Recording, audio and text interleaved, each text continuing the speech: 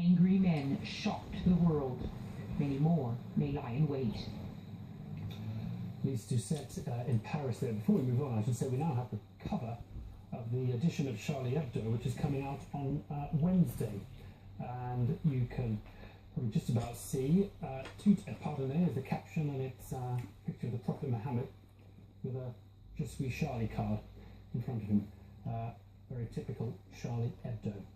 Now, joining me now is Reda Hussain, journalist and MI5 informer, who worked on the cover of the Finsbury Park Mosque when the radical cleric Abu Hamza was the resident imam.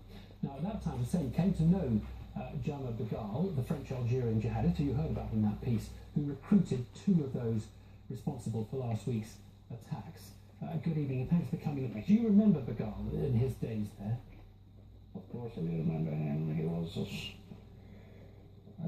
someone who he used to come to the mosque nearly every day, even if he was living outside London, in Leicester, and he used to come to London only to go to sit with Abu Hamza and as well as Abu Qatada.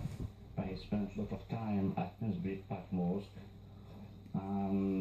It was something you can't miss it, because he was recruiting people for Al-Qaeda. So he was a player there, and you knew what he was up to. And I wasn't a good player. He was one of Abu Hamza's lieutenants. So with Osama Kassir and Harun Aswad. So look, give us a sense of life at the mosque and how obvious this all was. I mean, if someone had just gone there, was it quite obvious that there were Al-Qaeda recruiters there, or was it quite hidden? Do you have to get quite involved? During my time I was there, I didn't need to go to Afghanistan to see what's happening there, because Afghanistan was inside the mosque. You can see about, all the people who are planning to attack America, to attack the Jew and many other Westerners. It was, completely very, very obvious that this guy was a bit dangerous. And you were telling MI5, and I think the French as well, is that right? About these characters? Not with the French, because I did stop before before Begal came to my place. And with MI5, I think, to be honest, at the time, I didn't know that his name was Kemal Begal, because people there, they always use fake names, Abu Fatima, Abu Muhammad, Abu Rukna. And when I saw him after the 9/11 in the pictures with his name, oh yes, this is why his name is Kemal Begal. I'll be interested in your view on what drives these people and what creates them, because there's this sort of sense that quite a lot of them are what you might call life's losers. They've had difficult backgrounds, they've been involved in petty criminality or drugs, but not all of them. There are people, aren't there, who've gone off to Syria fighting jihad, who have very good backgrounds and seem to have had perfectly decent education and had all the chances in life. What's your insight? If you take into consideration the case of Kemal Begal, for example, who is now in the headlines, he wasn't, he was someone very literate. He knows how to speak with people. He knows how to be very friendly with most of the people he meets.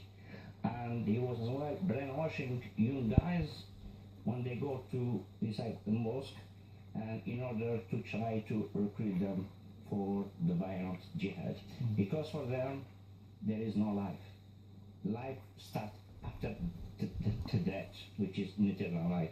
Here we do have a short time, so we have to work for, in order to go to heaven. And they're sincere in that belief.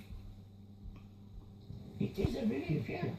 We did nothing change between the mid-90s until today. Let me just finally ask you, what do you expect now? We've seen this event in France. There was quite a lot of foreboding about something happening in France. Yeah. What do you expect here now? I thought one day it will happen in England. There is no doubt about it. When you see the number of people who went just to fight and to do jihad in Syria and in Iraq, when they come back here, the message is like, many people are here, like we call it sleepers. Yeah, and when someone wants to make something, they will activate the cell, and you don't know what will happen. Reda Hussein, thank you very much for coming in. Thank you. You are welcome. Well, the investigative journalist in costume.